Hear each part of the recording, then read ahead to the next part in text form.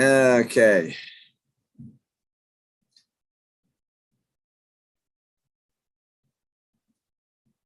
All right, let's do it.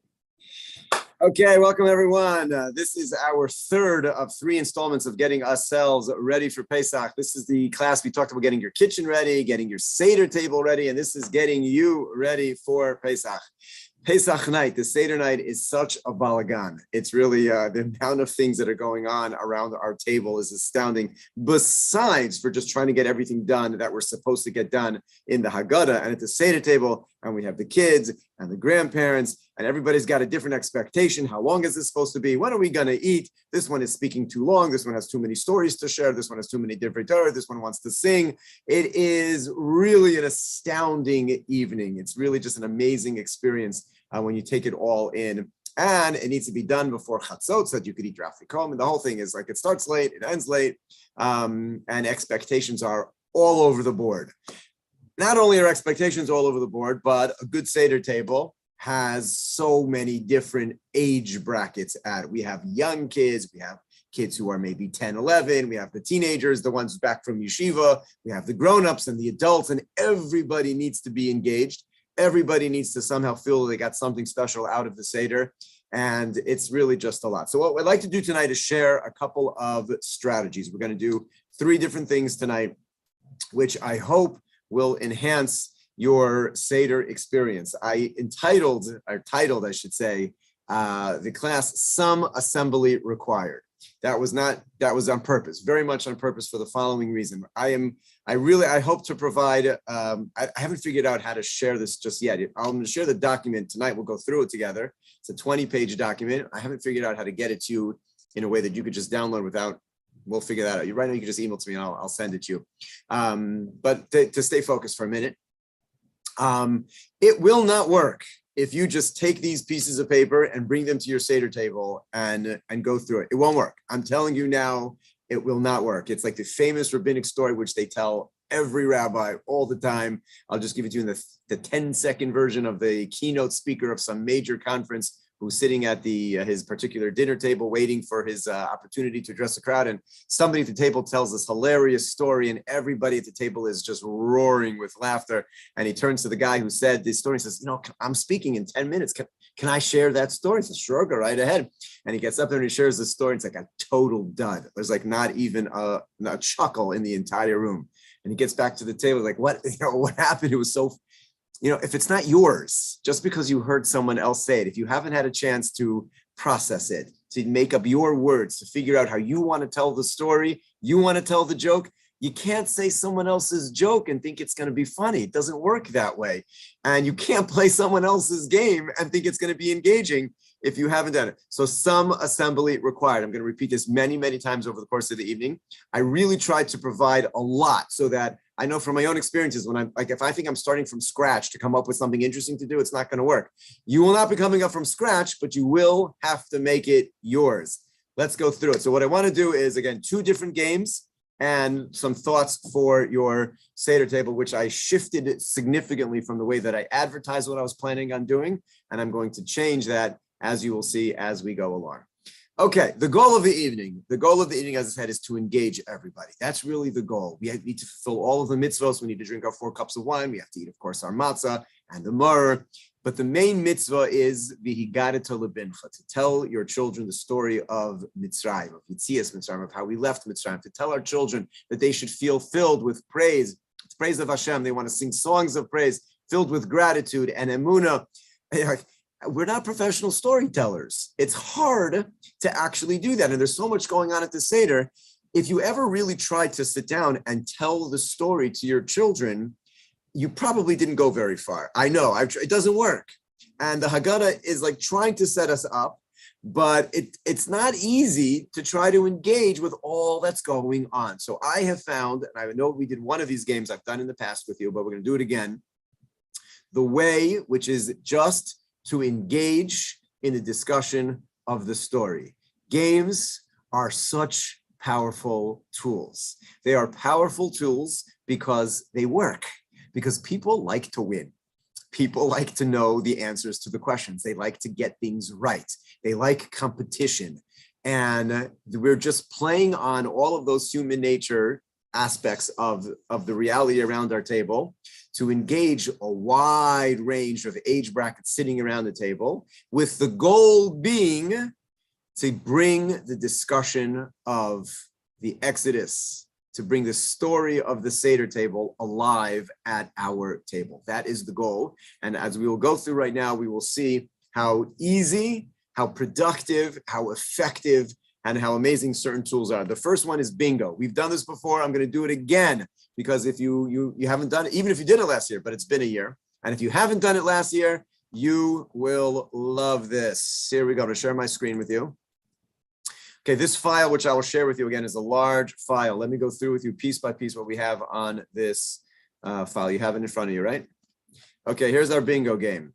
But in this file, you have 15 pages of pre-made bingo cards. You don't have to do anything but print them out. Each one of these cards is a different bingo card. Same 25 answers. There are actually 28 questions. Each bingo card has 25 out of the 28. There are 15 ready for you. All you need to do is click print, and you will have your cards. Then, of course, you need to cut out your pieces of paper to put on each individual thing right before Yontiv. Take a piece of either white paper, black paper, red paper, doesn't matter, but cut out your little things that you could, if you have chips, like from whatever you need to do, that you're ready to go with these. They're all here. It's already prepared for you. Here's how the game works. At the very end of this file, you have your bingo key. Here's your Pesach bingo key. This is the way that it works. The left side of the page are all of the things that are filled into the boxes. So this is what the contestants, if you have more than 15 people at your Seder table who are playing, you just make teams. You'll figure that out. These are what they have in front of them in the boxes: burning bush, shifra and pua, staff into snake, the white hand. That's what it says in front of them. Here are the questions that you are going to ask. There are several different ways to play this game, and you need to learn your crowd and you figure it out. You can make teams, family versus family. That will get things really heated really fast. You can do boys versus girls. You can do individuals. You could do whatever you want. The way that I like to do this is one person around the table, going around the room at a time, gets the question. If they get it right, which everybody will eventually get it right, because we're not here to make anybody feel bad. The goal is for everybody to get it right. But once they get the answer, everybody puts down on their key. So meaning it's one, you're not really, it's really, the game is not to get right answers, team. It's just to get everybody, to get a bingo first, however many people, it's all good. You could just do it individually. Is the simplest way to do it, is totally fine. So the way that it would work would be as follows. First person around the table who's going to get the question. You ask what's on the right-hand side of the page. You would say like this: it was here that Hashem first introduced himself to Moshe. Moshe saw this and noticed something was wrong. You throw out that question, and everybody has the card in front of them. They're looking through the card. What's the answer? The person's going to scream out, burning bush. Excellent. Everybody who has burning bush on their bingo card puts down a little piece of paper on top of burning bush. Now, then you go to the second question. I have a lot to say about how to play this game. But the second question: these two Jewish girls had the audacity to defy Paro's orders and spared the lives of Jewish boys. They were also known as Yocheved and Miriam. And someone's going to look at their, they're going to say, Shifra and Pua. Yes, correct. And then everybody puts down on Shifra and Pua. Now, the truth is, instead of doing like family versus family or boys versus girls, this is really just a question of like, how many bingos do you want to get? The first person to get the first bingo gets a prize. The first person to get 2 bingos, 3 bingos. If you wanted to play this all night, you could, fill in the whole card. You only have to figure out how much time you have, which might mean you can get up to the first person getting bingo, the second person, maybe 2 bingos, however you want to do that. But you're asking questions. Why is this such a brilliant game? Because you are literally going to tell the story through this game. Because that first question, as an example, here as Hashem introduced himself to Moshe. Moshe, guess what? You've now just begun a discussion about how Hashem had introduced himself for the first time at the burning bush. If you just want to leave it at that, go on to the next question. If you want to add to somebody and say, why was it significant that Hashem used a burning bush to introduce himself? Great question. You want to say, why was it significant that the bush, it was burning, but it wasn't consumed? Great question. Make it quick. Move on to the next thing. These are opportunities for dialogue, discussion. And even if you don't have discussion, you just do questions, you literally brought the story to your table, because then you're going to go on to the next one. This was the first sign given to Moshe so that the Jews would believe him. Staff into snake. You want to add something and say why that was so important? Why do you think Hashem chose that? Great. The second sign given to Moshe, someone's going to scream out, the white hand, bingo. No, you can't have bingo. It's only 4 questions. I know you're not telling the truth. All right. However the game is going to go, you're totally good. White hand. Why did Moshe insist he wasn't cut out for the job? Public speaking. Oh, Moshe, why would you think Hashem would choose a leader who wasn't a good public speaker? Isn't that a strange thing for a leader not to be a good public speaker? Great. Now we have a discussion at our table.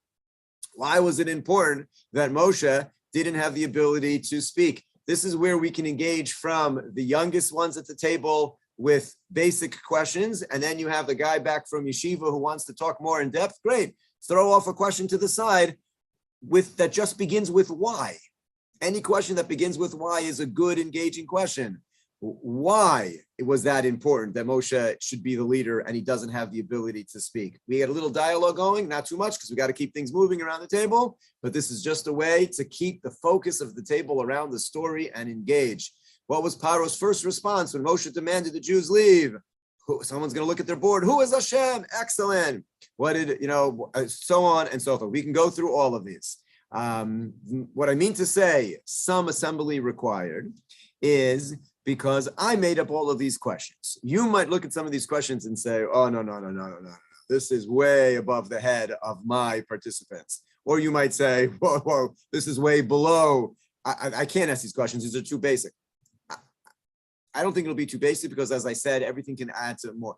If you need to switch out some questions and make them more child-friendly, this is your homework over the next 2 days. Look them through. For example, I have one here of blood. So I wrote a couple of things. First plague. If that's like so basic, there's some of that, you could change the key. The things on the left-hand side are in there. You can't change that. One of them is going to be blood. But you know that you want to ask a question to your 4-year-old niece and you want her to get it right. And all of these questions are above her head. Great. You write down on your piece of paper before Yontiv, this is the question I'm asking Sarah, who's my 4-year-old niece, and I'm going to ask her, what was the first plague? Great. You've already designated which questions go to which people. You want to get somebody who thinks they're a hotshot and you want to stump them? Great. You pick the one that they're not going to know and you put them in their place. You can do that too. You can do whatever you want. The main thing is you have all of these questions. And if you need to adapt, you need to change the way you ask a question to fit with your group is all good. The main thing is you literally will use this game and go through the entire story. You will bring out so many things. For Rosh Chodesh, what was the first mitzvah the Jews were given as a people? Rosh Chodesh. And then you follow it up with a why. Why was it important that the first mitzvah they're given be Rosh Chodesh?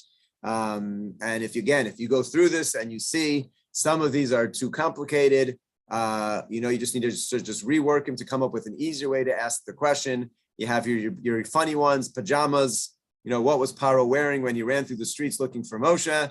Pajamas. It's like, what do you mean he was wearing pajamas? Yes, because he woke up in the middle of the night. It was exactly midnight when all of the firstborns were struck down, and Paro woke up and he ran through the streets looking for Moshe. So you have here all of the questions. You go through them. I recommend, if you see, I have found this to be the best structure. It's just amazing. Everybody likes to win. Everybody can play. Even if you're not really sure of all the answers, as long as someone at the table is, everybody gets to put down their pieces on the table. You want to play it for 5 minutes until the first person gets bingo and then move on. Great. You want to play it for an extra few minutes until the second person gets bingo or until you get 2 bingos. Great. It's like really working well. And you're thinking, this is the best Seder I've ever had. I don't want to stop and go back to the Haggadah. This is working. Keep going. You'll spend more time. I always tell my adult participants who are coming to our Seder table that this is what I'm going to be doing so that they know this is how it works at our Seder table. This is our primary Magid. This is how we're going to fulfill the mitzvah of Magid. And then when we finish this, I'm going to run through the Haggadah. I have to say the Haggadah, that's our requirement tonight. But I'm going to spend more time on this So don't get nervous as we're playing the game and you're thinking, I now have 3 more hours of Magid after this game. No, instead of this, I'm going to play the game and then I'm going to zip through the rest of Magid because we do want to get to everything else. If you have a crowd where you can't even get away with that, so you can play the game during dinner. We've done that some years also where we do Magid pretty much regular and we do the game during dinner. Because there are 25 or 28 different questions, you could do this both nights. And you can do half of the questions on one night and then half of the questions the other night, and it works if that works for you. But this is really, really, really, I cannot stress enough. Like, and if you have people like, I can't play a game at my table, try it. I'm telling you, all you need is one kid at the table, and the adults will get it more into it than the kids. Another way just to adapt, and I just throw lots of ideas like this. First of all, you should always have bags of candies or nuts or whatever people like around the table. And you could do it whoever gets the right answer to the question, besides the fact that everybody gets to put down a piece of paper, on their bingo card. Candies go to the ones who get if you don't want to call on people, like if that's too much pressure, you don't want to do that. Whoever raises their hand first and gets the right answer, you give them a candy. And of course, as the leader playing the game, if you see there's one person dominating all the answers, then no calling out, everybody has to raise their hand. And you get to call on people to make sure that everybody has a chance to answer and to get their candy. All of that's part of, knowing how to play the game. So if you're the one leading, so you need to just make sure that there's not one person who dominates and that really everybody gets a chance to be asked or to answer. And if you can, again, everybody knows you have to know your crowd, whether or not you want to call on someone in advance and ask them the question, or you want to ask the question and wait for someone to raise their hand. But it just brings the whole story to the table. And it allows for the development, follow-up questions, other people asking questions. And that's really what we want. That's simply what we want, is the table to be filled with that kind of dialogue and discussion. Okay, any separate questions, please feel free to be in touch. This is all, I'll send it to you. You'll have it, you have your key. Here again, you have your 15 cards. You just need to cut out the right pieces of paper before Shabbos Yontiv, and you will have everything that you need. That is game number 1. That's the game that I most recommend. For those who want a higher level, more complicated, but also very engaging game, we have a Jeopardy game as well for your listening pleasure tonight. That goes as follows. Now, there are several ways to do this as well. I'm just scrolling all the way back there. Here we go. Here's your key. This is for you, the leader of the Seder. I have four categories that I have created. 1 is true or false. 1 is who said it to who. 3 is text or medrash. And 4 is by the numbers. Let me go through how to do this. There are a couple of different ways to go through this. For the really, really artistic people who have nothing to do between now and Friday night, or have older children with nothing to do between now and Friday night, and you're looking for something for them to be busy with, you can actually create a Jeopardy board. One of my kids did this in the past years. They have all the different topics labeled on top. They made envelopes, and we had put in the different questions. You could really do this up. You don't have to do it that way. You can have like 100, 200, 300, 400. Like, you can make a real competitive game out of this if you want. You don't have to do that. That's only if you want. I did not label each one of the 5 questions in each categories with a number value, like 100, 200, 300. You can do that if you want. This is where, again, some assembly required. You want to actually do that, you can. If you just want to keep them all the same, if you find all the questions are the same level of difficulty, that's great. If you want to look at this and say, I love this idea, I need some easier questions and some harder questions, that's where your homework is. Spend some time and be prepared. But let me go through how this would work. This is where, for the more competitive families amongst you, this is really where you would divide up into teams. This is where you would do family versus family, boys versus girls, however you want to do that. And I would, again, if you don't want to make a whole board, you don't have to. You just have to tell everybody like this. There are 4, again, I made 4 categories. You want to make a 5th? You can make a 5th category. You can call it plagues. You can make a 5th category. I think I had miracles, and work it through. But let me at least give examples of what I've done, prepared it for you, and now you'll have to look it through, see if it works, adapt it to make sure that it is yours. Let's say in the true or false category. This is a great one. Again, in my family, we always do boy versus girls. If we're just alone, I don't like to do family because that always gets everybody riled up. And what you really want is everybody to be into it. So in any case, the question goes like this: true or false? You're the leader. You have this in front of you. So as an example, okay, question for the boys first. The people did not believe Moshe the first time he came to them in Mitzrayim, that he was sent by Hashem to redeem them. True or false? That the people did not believe Moshe when he came to them to redeem them. Now, everybody thinks they know the story, but you'll see when you get this question and you have to decide the first time, the second time, I don't remember how it goes.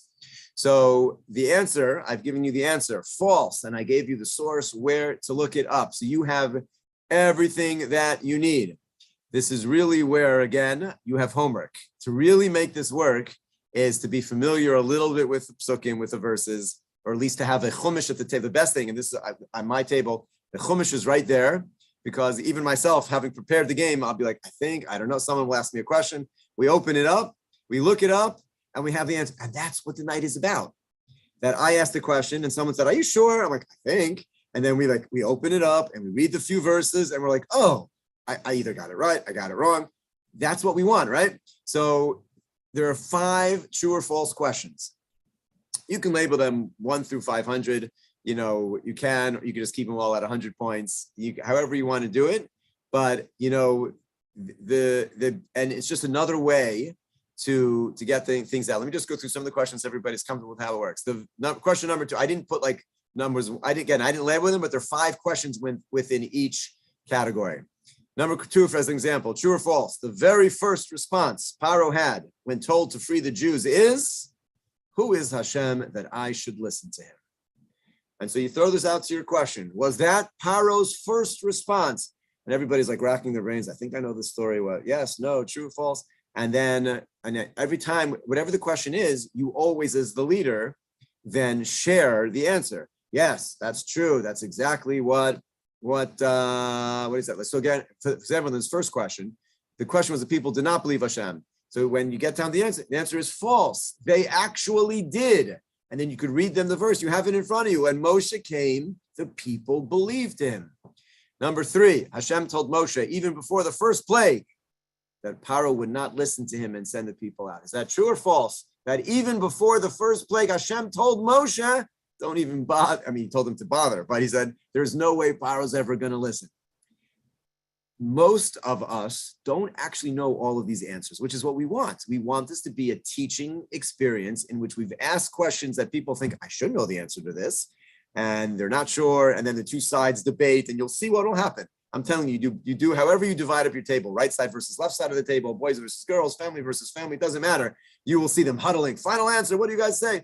It's just an amazing thing. So again, the way to read every source is in Sefer Shmot, the book of Shmot, the second book. So chapter 4, verse 31, chapter 5, verse 2, that's how it works, right? Answer is true. Chapter 7, verse 4, false. Chapter 9, verse 20, true. So you have what you need. Again, some assembly required. You need to be prepared. You need to be prepared. You can like make little notes to yourself, print them out. This question, no, it's too much for my table. This question is great. I want to shift out a different question. Take this question out, and I'm going to open up the Chumash myself and ask a very, very basic question for my 4-year-old niece. What did Moshe say to Paro? Let my people go. Yes or no? True or false? You can play with it. You know who's coming to your table. I don't know who's coming to your table. All that I wanted to give you is something that you could use as your base, so you don't feel like you're starting from scratch. You have it. Section number 2. Who said it to who?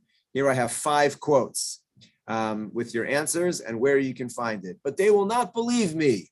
Who said that? These are just, again, it's so good to bring this to your table.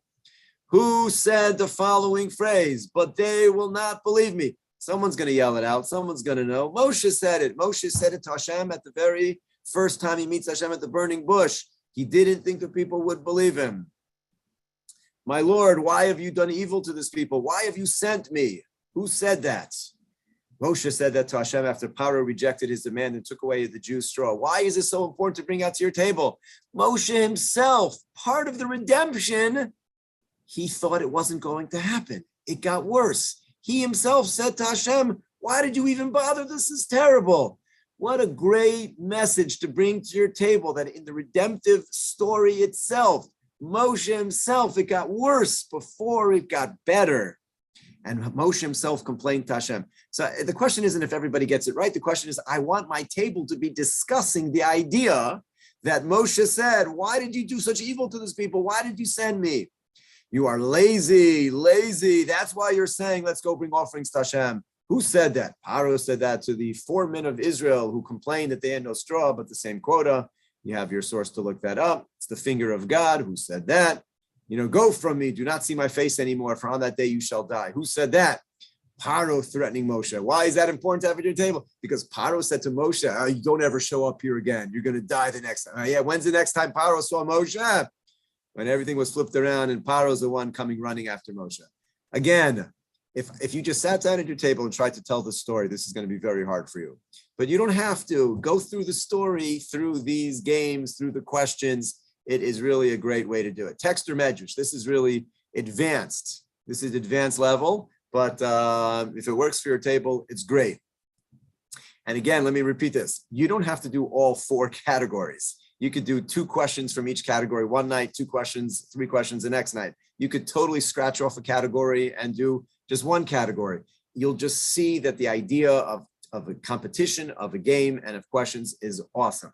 The text or medrash basically is saying, how well do you know this story? Is this part of the story actually in the text of the Chumash, or is that from a medrash? This is one of my favorite things to play because everybody thinks, I love asking these questions and everyone's like, I don't know, is that a pasuk?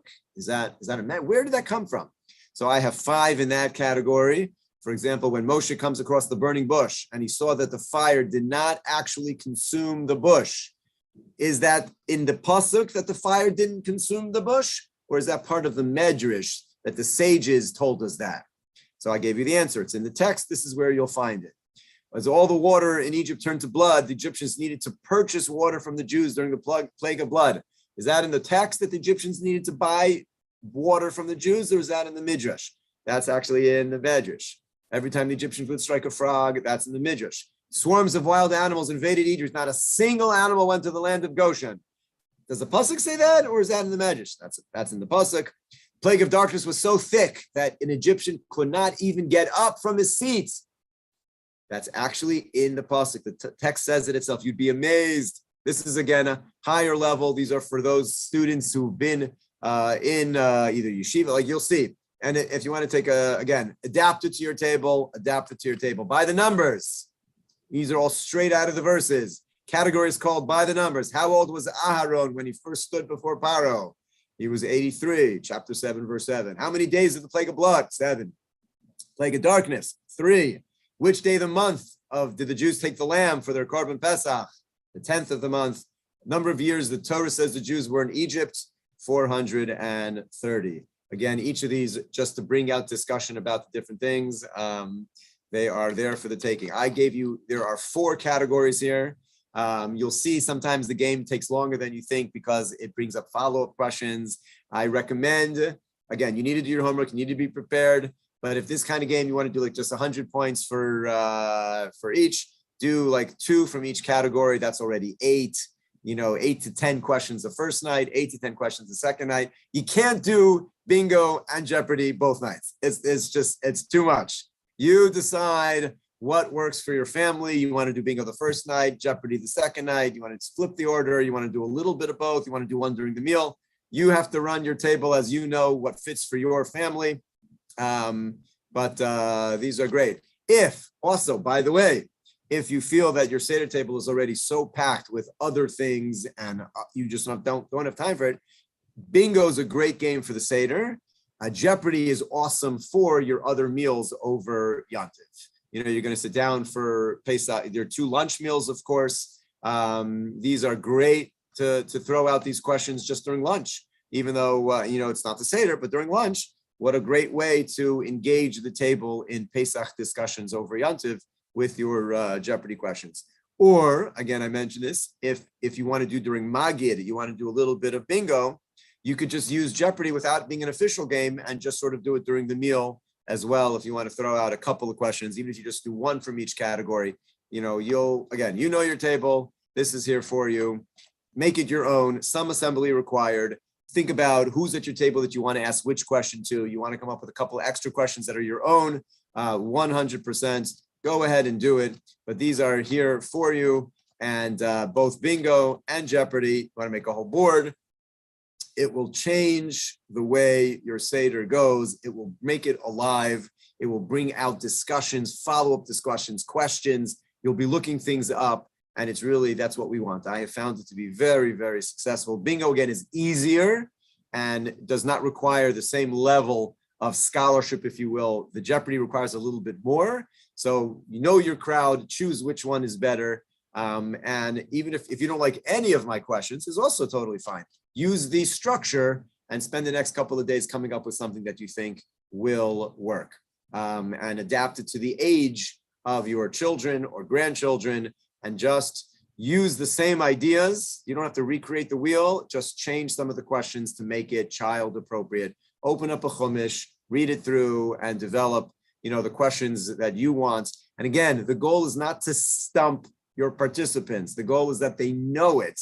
The goal is that it just brings up other discussions and topics to your table. Okay, those are the two games which I will send to you. I'll send you this whole document, print them out, get yourself ready to go. Now, what I advertised for the second part of our session tonight, I advertised that I was going to share 3 thoughts that you need to share at your Seder table. And I, in my head, prepared or thought that I was going to prepare 3 short 5-minute thoughts that would be critical for you to share at your Seder table. And then I thought to myself, this is exactly what I don't want everybody doing at their Seder table, because we all have this vision of sitting at the Seder table and somebody taking the floor and sharing some 5 to 7 minute Dvar Torah that no one other than the mother of the speaker is listening to. And everybody else is totally disengaged. And the speaker, whoever took the floor, is just going on and on and on. It's a beautiful thought, but it's not engaging to everybody else. And sometimes there's a plate you have to give certain people the time, but I don't want to encourage everybody who's now on this call, who will potentially be leading your Seder. I don't want you to disengage everybody. I want you to engage. And therefore, I didn't want to prepare 3, 5, like, what are you going to share? I'm going to share it, and then you're going to say it over. It's not going to work that way. So I changed the entire idea. And I have, again, you could print this out, bring it to your Seder table. Some assembly required. You're going to have to go through. We're going to go through them all together right now. And I thought to myself, I myself never do that. I do not. I don't remember in 20 years sharing a 5-minute Dvar Torah at my Seder table. Who wants to listen to me? You think my own kids want to listen to me? No way. I said, I don't do that. So since I don't ever do that, why would I prepare and tell you to do something that I myself never do? So I thought to myself, well, what do I do at my own Seder table? What I do at my Seder table is, as we go along through the Seder, I add in short 1 to 2 sentences of explanation, comment, or insight at various stages, and we move on. So that as I'm leading, I'm not just reading the Haggadah, I add along the way. Each thing that I add is literally a couple of lines, so that nobody knows. They learn very quickly. When dad opens up his mouth, it's not like, oh, here we go. No, because it's going to take 30 to 60 seconds. The goal is that it is meaningful. And more often than not, it adds to someone else with a follow-up question. That's really the goal. So I decided that's what I'm going to share. Like, I'm not going to tell you to do something that I don't do. This is what I do at my own table. So I prepared it, and some assembly required. You don't have to say all 10 of these. It has to be yours. You have to be comfortable with it. And if not, use it as a springboard to find something else. But this is what it would look like. Kaddish. We sit down to make Kiddush. And before we make Kiddush, I say, I just want to share with you one of the most beautiful phrases that we're going to say in Kaddish. Asher bachar banu mikol am. You have chosen us from amongst all the other nations. As we sit here and we make Kiddush and we begin the Seder, I just want to highlight that phrase of how meaningful it is. Asher bachar banu mikol am. We have been chosen from amongst every other nation. And I want us all to feel chosen, to feel that Hashem literally took us as a nation and took us out of Mitzrayim and we are his chosen people. Savri, that's it. That's it. Nothing more than that. I'm the leader of the Seder table, and I throw in a very brief comment. I just want to highlight this phrase as we say it, or if you want to say it right after you make Kiddush. This one phrase jumped out at me. I just want to share how important it is. Asher bachar banu, you have chosen us amongst all the other nations. We are a proud, chosen people, and this is the night that we celebrate it. Excellent. Orchatz. We move on in the Seder. A couple of I'm just going to share 10 short thoughts. Orchatz. So you're going to mention to everybody, why are we washing our hands before we dip in? So everybody's going to, your participants will say, the custom is because since we're about to do karpas in which we dip, whether you have celery or potato in salt water, it used to be that before eating a food that's dipped into a liquid, you would wash our hands just like we do for bread. That is a throwback to the days when the Beit HaMikdash, the Holy Temple, stood, and we were involved in holiness and tahara and purity. We would have to wash our hands before dipping a food in liquid so that we shouldn't come into contact with something which is not tahor, not pure. So I simply mentioned we're doing this now, even though in general throughout the rest of the year we do not do this anymore. But at our Seder table, we do something that's a yearning to a time when this would be the norm, where the Holy Temple stood, and that we yearn as part of what we're doing to remind ourselves of what life was like when we did do this. And that's why we're washing our hands now. It's a throwback and a yearning to that era. That's it. A simple comment. You put it in your own words. And we move on. Karpas. We dip into the salt water. Someone's going to say, why are we doing this? After all the reasons and meaningful explanations, the sages actually give a very simple reason, and that is so that the children will ask. It's to stimulate curiosity and say, that's strange. Why are we dipping a vegetable in salt water in the beginning of the meal? And I'll simply add one line to those gathered around. This is actually the way that we start our Seder table. The sages understood stimulating curiosity is the way that we learn. We take note that things are different and we need to ask questions. That's how we learn. That's how we grow. Why are we doing this? Because the sages are teaching us not just to ask about this, but that we should start our Seder by piquing our curiosity, that we should look for things that are different and ask. And then we move on. Again, I want to go through all of these. You have to make them yours. You have to, but just that there should be one-line thoughts to add as you go along so that the Seder both moves and is filled with thoughts along the way so that people have ideas and have the places for follow-up question. Yachatz, we're going to break the middle matzah. A comment. Matzah is one of two things tonight. It's on the one hand, it's the bread of affliction, the bread of poverty, the bread of broken pieces. And of course, the matzah is the bread of our redemption that we left so quickly. And so matzah plays off of both. So as we break the middle matzah, this highlights the affliction, poverty, broken pieces bread. And what's the immediate thing that we do after we break the middle matzah? We begin with halachma anya, and we invite others to our table. And so I just make a simple comment. As we break the matzah, as we highlight the affliction and the poverty, it makes us want to invite others to our table, to open up to our table. Again, just a short thought about what you want to just add as we're going through different things. Manishtana, the famous 4 questions. And again, just to add, it's very symbolic to begin the night with questions. Why is that so important? Because a slave cannot ask. A slave just does what he's told. There's no meaning, no purpose. But we ask, we seek meaning, we seek purpose. And the night of our freedom, how do we begin the night of freedom?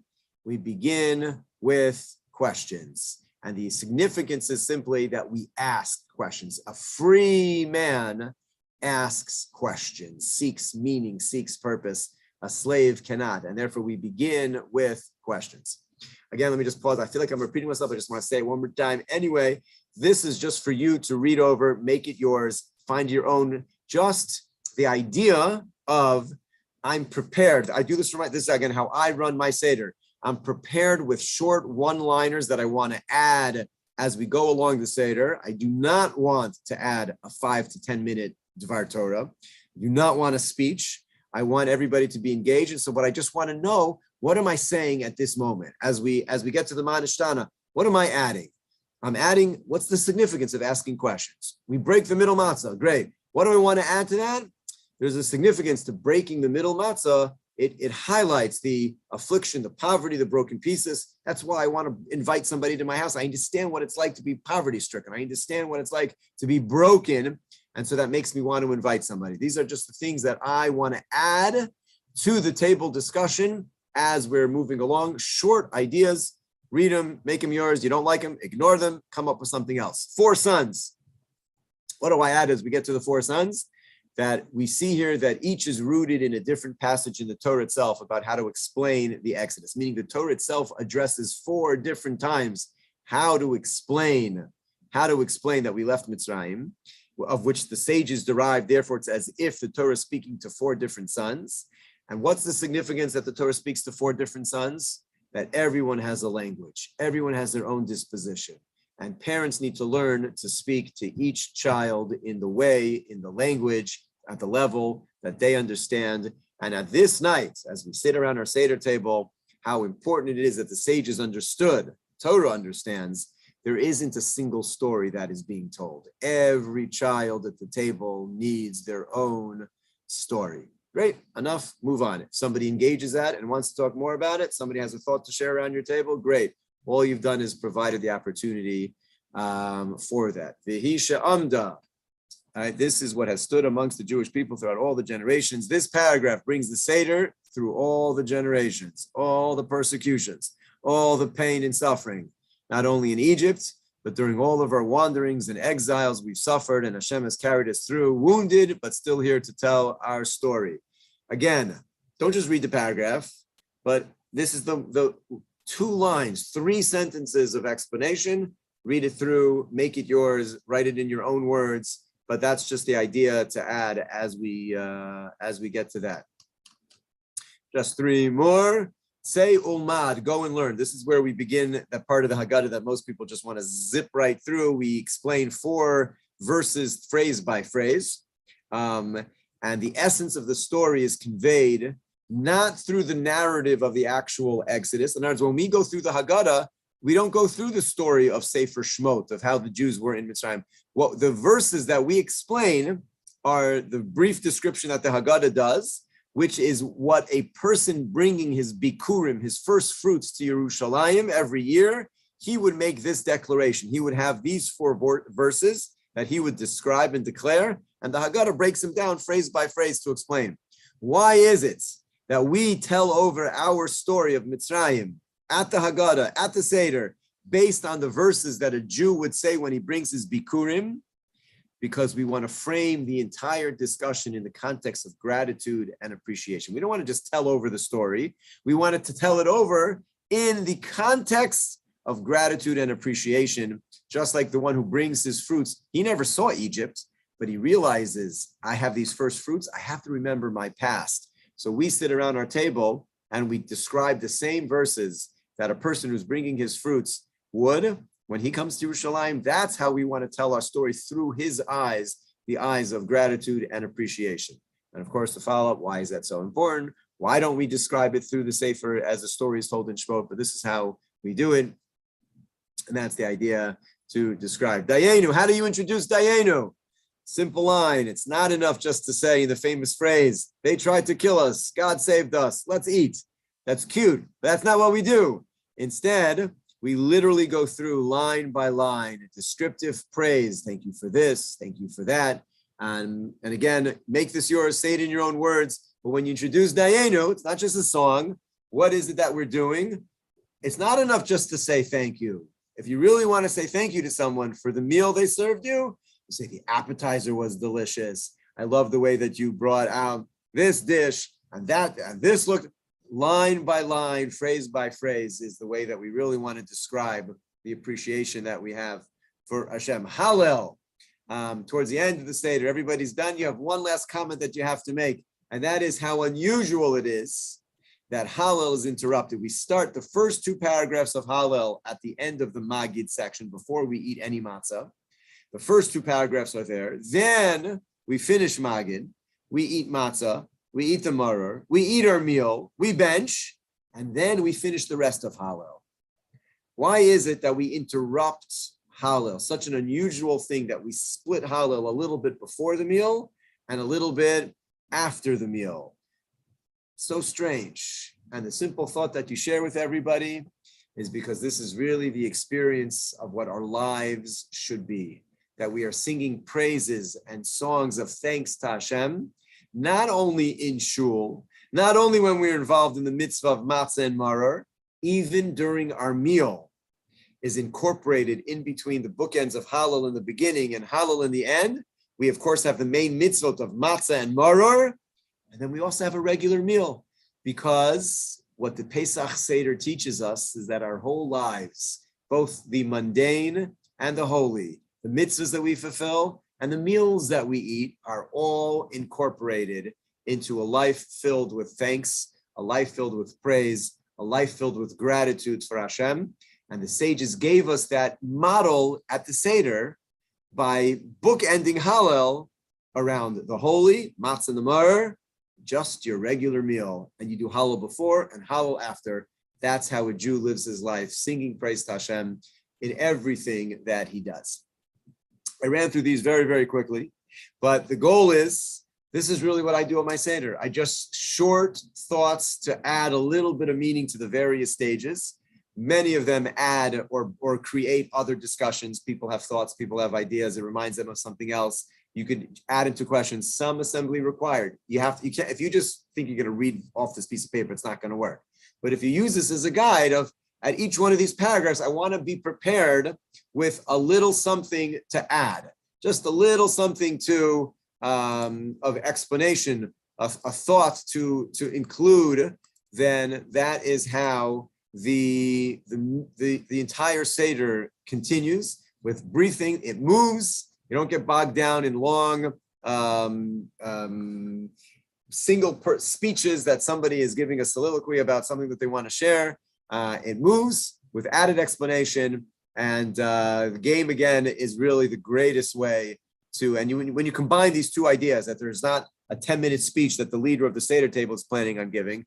The game is going to be how the story is told. It's going to be how everybody is engaged, participates, and through that, all the other discussions happen. It is really, I can't say enough about it. It's the greatest way to do it. I really just find that. And as I said, the little short thoughts to add. So I gave you 10. You didn't like them? I'm not offended. Find your own. Use the model of being prepared, not for a whole long thing, just to find a phrase or a comment, just as I did in the sheet that I gave you, just to add, to throw in a comment, so that as you make your comment, everybody learns very quickly, as I said before. Oh, it's not going to be a whole speech coming. It's just going to be a thought of insight. And then others, what I have found is that others do the same. Since I set the model of, you don't have to have a 10-minute speech prepared in order to speak, even if it's just a one-line comment. What I've always found are those other participants around my table will do the same thing. They say like, oh, I see how this goes. And then we read something and they say, oh, this reminds me, or this is meaningful to me, and without a whole speech. And that's how, and you could even in advance, you could tell your participants, this is what I'd like to do. And you choose, you in advance, this paragraph. I don't want a speech. I just want a 30-second comment on why, or a phrase that you found meaningful in this paragraph. And that's how it goes. It's a great way to do it if you want to give people things in advance to do, to be able to be prepared and to come to the table with something already in advance is also a great way to do it. This document, I'm happy to send you. I didn't know how to post it for you to get it. So if you'll send me an email, I will respond and send you the document. You can print it out. You have it. You have the bingo. You have the cards. You have to cut out your pieces of paper again to play your bingo game, obviously, before Yontiv. You have your Jeopardy questions. You want to create another quick thoughts to read over and to share. Come up with your own. Add what you want. The more that you prepare as the leader of your Seder, the better your Seder will go. That's always the rule. Send me an email and I will respond. I wish you all a wonderful, wonderful Yontiv. As I've said many times, if you're going to be here, in Montreal. Looking forward to sharing Yantiv with you. If you're not, I feel bad for you, but I hope you have a beautiful Yantiv wherever you will be. I'm sure it will also be beautiful there. And look forward to having you back whenever you do come back. It should be a beautiful Yantiv. It should be lively conversations and dialogue and questions at your table. And it's supposed to be a balagan. That's exactly what it's supposed to be. It's the Seder night. It's the Seder night. And it should be, an opportunity for everybody to learn and to be inspired and to engage in the discussion and to go home, to go to sleep at the end of the night feeling that was a great Seder. It was fun. I learned something. I contributed. And, it was good for everybody. So I hope this will be a help along the way, and wishing everybody tremendous success in fulfilling all the mitzvahs that we have at the Seder night. Have a wonderful, wonderful Yantiv. Oh, great. Thank you. Thank you, Rabbi. Chag Sameach. Thank you. Thank you, Rabbi.